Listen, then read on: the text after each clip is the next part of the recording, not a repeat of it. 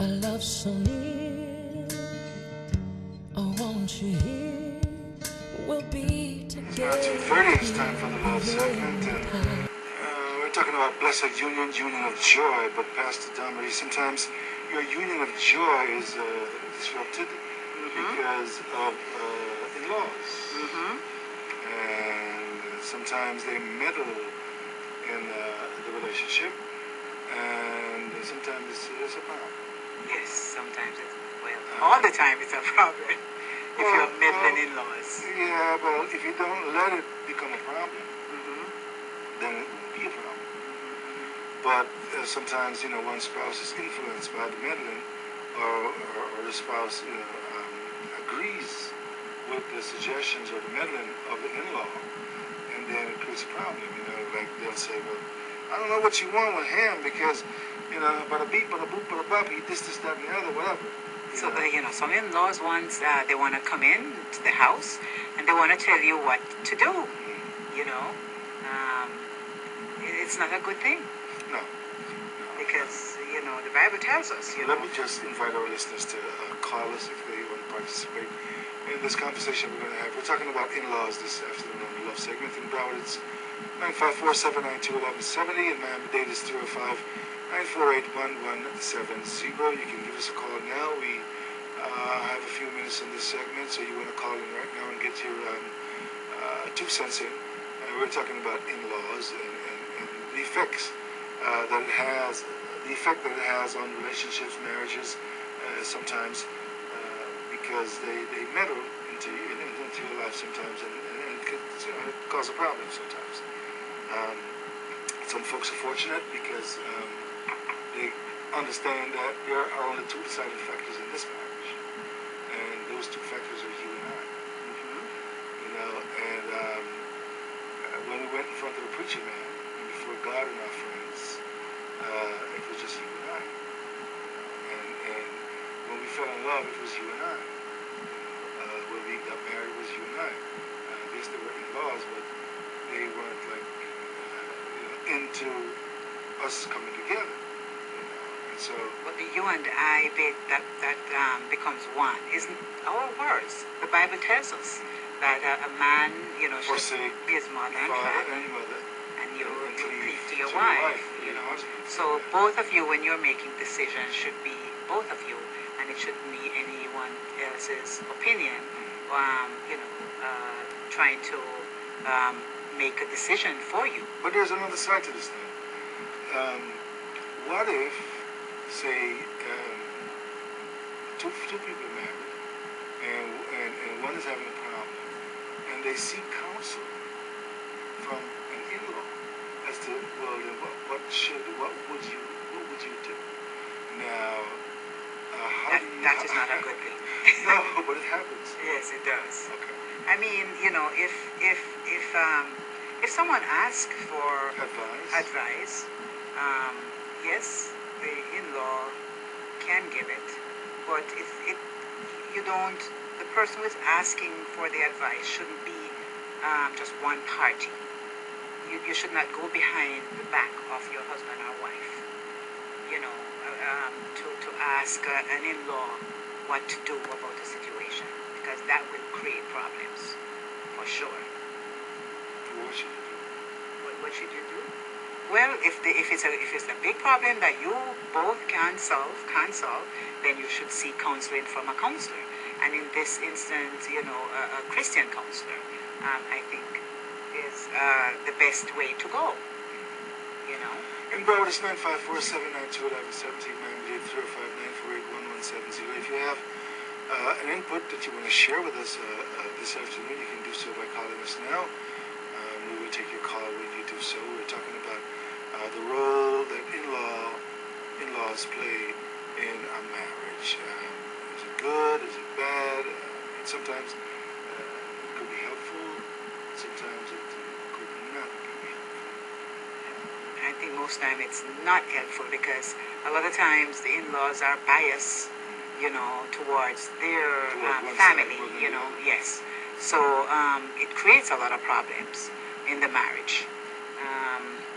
if you're out there and you can shed some light, like you have had a problem with an in-law, we'd like to hear about it. You know, people sometimes are shy to talk about this, or maybe they don't want their in-laws hearing their voice. Well, I mean, they don't necessarily have to know it's them, because sometimes folks sound alike. But folks sound alike. Yeah, that's true. But the meddling part of being an in-law, it's not a good thing. An in-law should leave a married couple, get out of their lives. Mm-hmm. They should not be meddling in married couples' lives, in their day-to-day activities. They should just leave, just not. And then you have some people who meddle and they're not in-laws. That too. You have friends You got some folks who meddle. You have some folks who's just all up in your business. You know what I mean? And it's unfortunate, but hey, it happens, But what makes it even worse here is that, for example, let's say you have a sister, and you're married to this young lady, and this young lady just does not get along. You know what I mean? And so, she sees everything that your wife does wrong. And then she'll make a point of pointing it out. You know what I mean? Until you say, I don't know what blah, but people are playing with you because, remember when Well, that's so wrong. This is that and the other, and, you know what I mean? And it's not necessarily because the husband is really that bad, or the woman is that bad, but it's just that she has a problem. I heard of a story where this couple just got married, and the mother wanted to go in and choose the furniture for the wife. What where she should place this and what she should buy, and that is so wrong. So she wanted to design the house as the way her son, how everything should be. Right. So then, wow, that's deep. Yeah, that's deep. So what eventually happened? Well, they're still living together, but under the circumstances, of course, the family, the mother is not, they don't have a good relationship with the in-laws. And that's bad too, because it affects the children. Yes. Because they don't get to see them as often, and they don't have a good rapport, and the relationship is fractured, and it causes all kinds of problems. In Broward, it's 954-792-1170. I know somebody out there who would like to contribute to this conversation in Miami. It is 305-948-1170. If you want to add to the conversation, give us a ring on the ting-a-ling, and let us hear what you have to contribute to this conversation this afternoon. We're close and running out of time. You still have a few minutes to go. You can call us now, and we'll be able to have a discussion here about in-laws and what you think about that. So, have you had any problems with your in-laws? Yeah, I've had some problems with them. Uh-huh. I've had in-laws that I've had problems with because they just meddle, and they want to supervise. They want to. It's not in the style you're talking about. Right, they want to supervise. And I tell them, that's not going to happen. Right.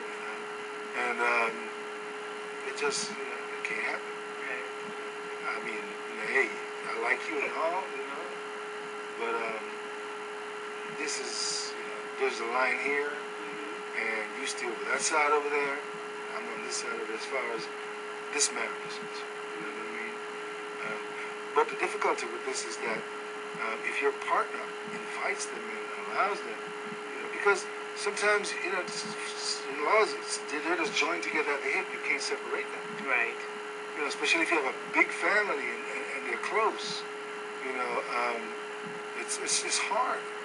It's hard, because they have this entitlement attitude, and they want access. And they're nosing. They want to know your business, and they want to know, what's going on and who's doing what, and how does this work, and why does this, And they want want to put in their 2 cents and everything. They want to supervise. They want to supervise. You know, and you got to let them know, look, you know, it doesn't work this way. And go on with your life, you know. But both parties have to be on the same page. Right.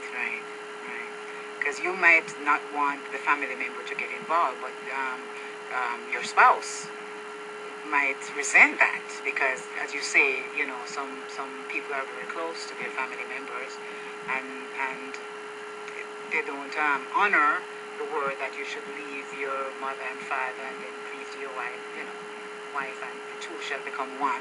So they're married, but their attention is still over, you know, with their family members. I guess sometimes more than the spouse. So they get, you know, they get involved, and when that happens, the spouse who their family member is getting involved, they resent it because they want them to have a say too, which is wrong, and people have problems when that happens. And then again, sometimes it happens on both sides because, you know, there's meddling going on both sides. You know, the husband relative is meddling and the wife's relative is meddling, and then, you know, it's just like that's one big mess. Just like, and so we can solve this if the two people who are united in this marriage can come to the understanding that they are the only deciding factors in this marriage. Because it can't work with in-laws. It's going to take these two people to make this marriage work. Right. You know what I mean? And so if they come to that understanding and, you know, they put a fence around their marriage in terms of there are some limits here and we're not going to go beyond these boundaries. You know, we are the deciding factors in the success of this marriage, and so we're going to act accordingly. You know, so when somebody comes and starts telling you this, that, and the other, you know, he says, let me get back to you because I'm in the middle of something right here, and, you know, and deal with it that way, you know. And so you can keep your marriage together, but if you allow them to meddle in your life, you know, they'll come and tell you, well, man, you know, I see so-and-so with so-and-so over at so-and-so. Maybe it's true, maybe it's not true. You know, but why would you want to plant seeds like that into the marriage? And then again, sometimes, you know, one spouse go crying to mama, or go crying to papa, or go crying to some other relatives about something in the marriage, and then it opens the door enough for this person to come in and just get involved in the marriage, and, you know, even make it even worse than it actually is. Now, there are some in-laws who will come in and they will try to unify the marriage. Well, those are the in-laws you want. Yeah, that's what you need. You know, and so because there are some in-laws who have good marriages and they're happy with themselves, and they don't need to meddle in your life because they're fulfilling their marriage. And so, based on the strength of their marriage, and if you go to them seeking advice, then they'll be able to advise you in such a manner that will maybe help to strengthen your marriage rather than tear it down. Right. You know, and so this is why I always say that, you know, if I ever had a problem in my marriage, I would not go to someone who doesn't have a good marriage. That's right. To seek some advice. Right. Because I would prefer to go to someone who has a good marriage with some credibility, you know, especially if my spouse knows that this person has a marriage and it is good. Maybe when they say something to them, they will listen. Right. Rather than listening to someone who doesn't have a good marriage. Right. Because why would you want to listen to them? I mean, you know, there's no credibility. Right. It's not credible. Right. If they can't keep their marriage together, how are they going to advise you? Exactly. But you know, a gentleman that called earlier, and he said he would call and give us some instances, but I think he's shy. He shied away from it. Well, you know, this is a touchy subject, and you know, folks don't want their voices to be recognized and that sort of thing because they got to go home. I heard you on the radio talking about my sister. Okay, I guess this is where we put a cap on things for the afternoon. We have a guest specialist standing by. We will come back with another topic next week, Tuesday afternoon at 2:30.